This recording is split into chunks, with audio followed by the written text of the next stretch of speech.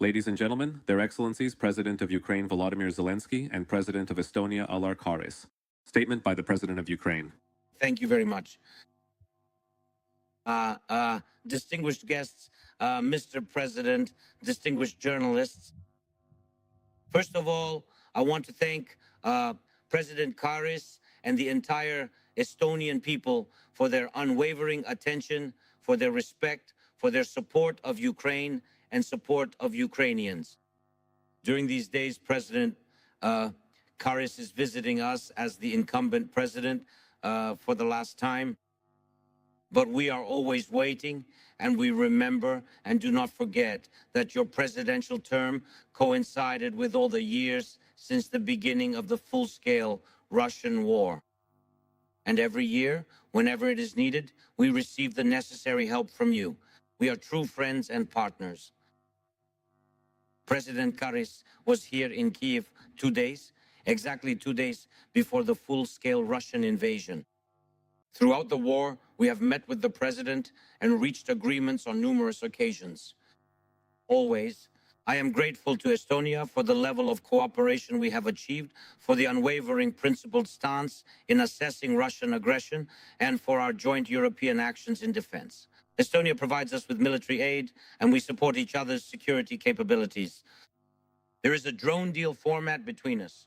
We signed it, which allows us to share our defense experience with your state, with Estonia. It is important to accelerate this work with Estonia and the Baltic states in general within the framework of the drone deal. Undoubtedly, Estonia was one of the first to actively get involved in the reconstruction of Ukraine. There are specific facilities in the Zhytomyr region that have been restored thanks to cooperation with Estonia. These are educational institutions, houses for Ukrainian families, and infrastructure, exactly what works for people's lives. Thank you for this. We appreciate that Estonia is always principled regarding our European and Euro-Atlantic integration. It is always especially difficult to discuss Ukraine's Euro-Atlantic choice with partners. But it is very important that there are principled partners who always raise this issue, even in those diplomatic circles where Ukraine is not present. We know that Estonia's advocacy is always for us, and we are very grateful for that. Ukraine and Estonia are united by a common understanding that the Russian Federation's aggression against one of the states in our region always means potential aggression against any of the neighboring countries. Russia will never stop at just one, so we all must know how to defend ourselves, and only together. We need to develop alliances, and we are doing so. I am grateful for the support for opening all clusters this year. For us, this is very important. For Ukraine, this is not just something political. It is motivation for our people. Of course, we discussed all security threats at this time and security threats for the winter. It is necessary for all voices in Europe to sound in support of providing Ukraine with air defense. It is important that our special cooperation format, MB8, Nordic, Baltic, Ukraine, and the states of Northern Europe and the Baltics, is effective. We count on Estonia's continued active participation in all the coalitions created during the full-scale war, in particular the IT coalition, which Estonia leads. It is important that Estonia continues to support all necessary sanctions against Russia and helps us convince others that sanctions must work and must be strengthened against the aggressor until the war ends. I am confident that Estonia will continue to be a principled voice for Ukraine in the EU and NATO. And we will certainly be glad to see you, Mr. President, and all our friends in Estonia here in Ukraine. We value our friendship and the fact that we share the same vision for the future of Europe, a united, free, and peaceful Europe. Thank you for that. It is a great pleasure that you are visiting Ukraine today, and it is a great pleasure that you are here with the First Lady. We are grateful for the participation of the First Lady of Estonia in the Summit of First Ladies and Gentlemen. Thank you for your support. Glory to Ukraine. Statement by the President of Estonia. Mr. President, dear Volodymyr, allow me to thank you and Olena for hosting myself and Syria here in Kiev. This month, 35 years ago, we took our future back into our own hands. in Estonia and here in Ukraine. As a nation, we started making our own decisions again and taking responsibility for them. We started listening to our people, getting them involved, appreciating them. We started building up a state governed by the rule of law. We found friends and allies and firmly anchored ourselves to Europe. At the time of the August coup, we, like you and like our neighbors in Latvia and Lithuania, faced an evil that sought to turn back the clock. A nomenclature that viewed people not as human beings, but as means of consolidating its own power. A regime whose fate was sealed by the free will that lives in people's heart. In Estonia, last week, there was only one news story apart from those covering the events marking the anniversary of the restoration of our independence. Russia's attack on peaceful towns and cities in Ukraine, or to put it bluntly, the extermination of people. Dozens of residential buildings were hit, as well as a school, a kindergarten, and children's hospital. A Ukrainian woman by the name of Larissa was sitting in front of her apartment building, which was one of those to be hit. She held a handbag, and in that bag was a cat. And she said, "A rocket hit the roof. It was unbelievably loud. It blew all the doors out. There was debris flying everywhere. Smoke and flames filled the air. All around, people were shouting and crying in total despair. That rocket killed 2 people in our building." But she went on, "They'll never get what they want." Ukrainians are strong. They won't break us. We'll rebuild our nation. She was tattooed some of those very words on her arm. Estonia is doing everything it can to assure that Ukraine obtains further missile interceptors as soon as possible. True, we don't have the capacity at present to produce them ourselves and to supply them directly to Ukraine, but we are using all the diplomatic means at our disposal to ensure that ballistic missiles no longer strike civilians and infrastructure. Estonia is committed to support Ukraine, not just the state, but Ukrainian society as a whole. Since the onset of Russia's aggression, we have provided Ukraine with billion euros in aid, amounting to approximately 0.25% of our GDP each year. In doing so, we hope that we will have set an example to other larger countries. Estonia is looking to bolster its defense industry cooperation with Ukraine. Our defense industries have much to offer one another, and we in Estonia have a lot to learn from Ukraine. Our primary focus is on a joint production of weapon systems and defense capabilities. Our drone deal is a significant step in that direction. Volodymyr, we would like to return to the point I made during our meeting 2 months ago, that Ukraine is an integral part of Europe and that accession to European Union and NATO is not a distant hope for Ukrainian people, but a justified expectation. By working with our allies, the pressure to exert on the aggressor becomes more noticeable. As such, we must not only follow through on existing sanctions, but more vigorously impose sanctions on Russian energy carriers and rail transport. Those who have joined Russia's armed forces should not be allowed to travel freely around Europe. Children who have been deported, or to put it more accurately, been abducted from their families in Ukraine must be returned to their homeland, and those responsible for war crimes must be held to account. While working to achieve peace on terms acceptable to Ukraine, we must also prepare for reconstruction of your country. Estonian companies and other education establishments and kindergartens and homes, this is what we are trying to reconstruct in the settlement region. Today I opened the Win-Win EdTech Center of Excellence in Kiev, which brings together education, technology, science and businesses. Last week, our Iceland counterpart, President Alar visited Estonia. Iceland was the first country to recognize Estonia upon restoration of our independence 35 years ago. To us, it was the most gorgeous country in the world at the time. Today, the title indisputably belongs to Ukraine, and not just in our eyes. But as President Tomasdottir remarked, it is not just a matter of courage. In fact, there is no other option. It is simply not possible to live any other way. Slava Ukraini. Heroям слава. We are starting the Q&A session. First question, please, from Suspilne.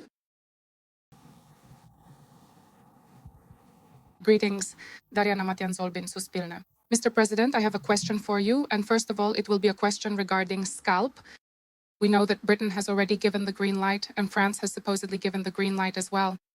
When will it happen? And at what stage is the overall understanding of how they will be produced and when they will be produced? And also a follow-up question. Yesterday, you mentioned that Ukraine needs at least 300 Patriot missiles to get through the winter. And in these 2 days, have we managed to get any closer to at least 100 missiles to receive them? Thank you. Thank you for the question.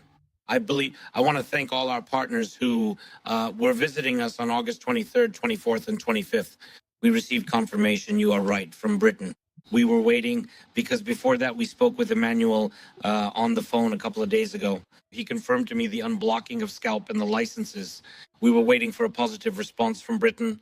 We received a positive response from 2 countries yesterday. Well, now it will happen. I really believe that everything won't get bogged down in the bureaucracies of our countries. We will take action. At least we have a positive. I believe that this is a strong positive and a very strong decision. We need to move forward. When can this happen? Now, after the positive political decision, the technical teams will meet and show us the calendar for this.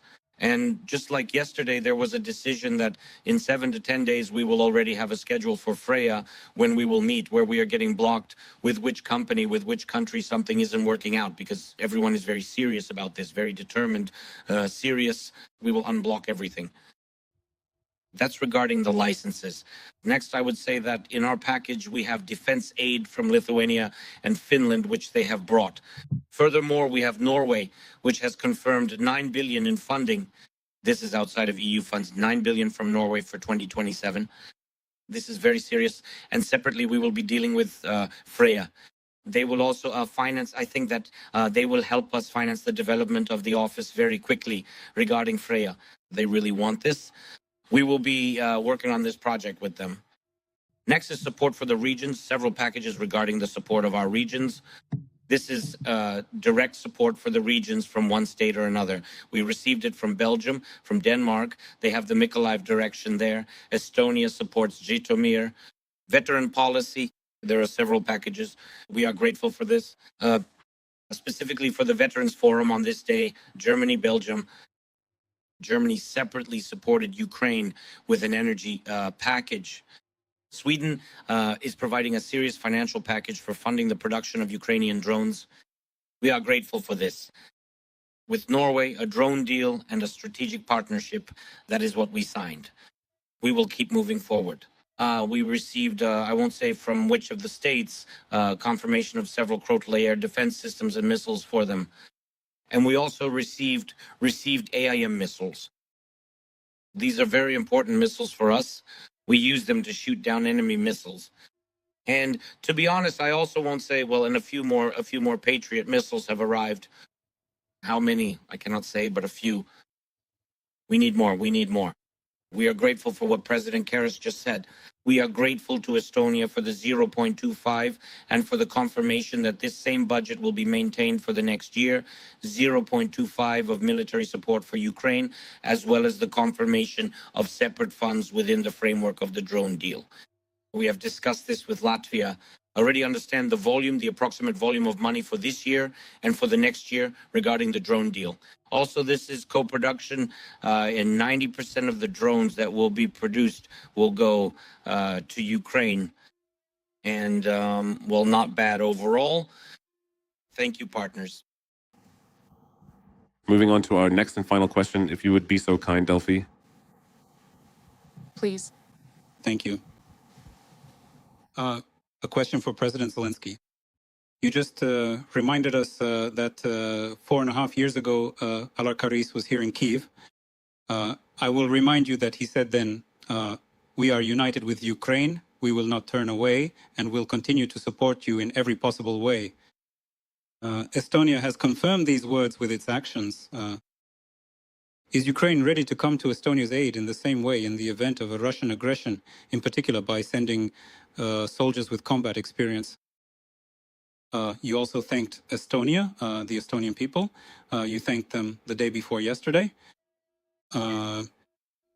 But there are people in Estonia who believe that, quote, it's not all that clear-cut. What would you say to them specifically? There is also a question for the president of Estonia. Now? Yes. Uh-huh. President Karis, did you ever think that other countries could stop supporting Ukraine? Could this still happen? Sorry, can you repeat it? I'm sorry. Yes. You can Did use you... Estonian. Eesti keeles. No, English is fine. In English, yes. Did you ever think that other countries could stop supporting Ukraine? Well, may I start answering the question, because it's it's a very hypothetical question, but I'm convinced that it's quite the other way around, because there are more and more people understand what's going on and how this could also affect their own country, more distance from Russian border. So I'm quite convinced that we continue all support Ukraine. It's not only supporting Ukraine, as we all know, it's supporting the whole West world. We have signed a drone deal with Estonia. This document states that Ukraine can share its experience with our close partners, with our friends. Today, as you can see, the war is a full-scale war on the battlefield, and Ukraine is doing everything to move the war into the sky, where you don't have to compare yourself by the number of soldiers, but can instead rely on technology, drones, and missiles. Therefore, I believe that the drone deal is very important for each of the countries, for the friendly countries of Ukraine, in case of, God forbid, potential key future escalations. Under the drone deal, we are ready to provide experience, share it, train, and turn your professional people who currently lack this experience into professional operators of relevant drones, interceptors, and so on. Also, the systems we have for sky defense, those electronic warfare systems and so on, all of this is absolutely possible within the framework of the drone deal. This is something we can definitely do. And regardless of whether there is an escalation or not, I believe you need this experience because it is about protecting the civilian population. It is about protecting your borders as well. It is about your protection, and it is about energy security. As you can see, that is, they are striking everywhere, at energy infrastructure, water supply, and so on. As for our military situation, let's be clear. Ukraine is currently not a member of NATO, whereas Estonia is a full member of NATO. Well, if you truly believe in the collective strength and the security guarantees of the NATO alliance, then in the case of Estonia, God forbid, of course, but if there were to be any serious risks or threats, you have more than 30 allied countries that, in my humble opinion, in my honest opinion, should all simultaneously step up to defend any country that is a NATO ally. And to be honest, if Ukraine is in NATO, then it is beneficial for all countries, I think, that are already in NATO, because there are fewer risks for other countries that Russia will start aggression against another NATO country, because in NATO, there is a country with a strong army, and for Russia, that is dangerous. But as long as we are not in NATO, we are not in NATO. There was a second question. Let me remind you. In Estonia, there are people who believe that, quote, not everything is so unambiguous. What would you say to them specifically? We also had those kinds of people among us as well. The most important thing is that your country internally is unequivocally pro-Estonian, pro-European. And here, everything is actually unambiguous. When people really have many different opinions, one always wants to believe in the best. One wants to believe that there won't be any neighbors. In our case, it was Russia, that there won't be a full-scale war.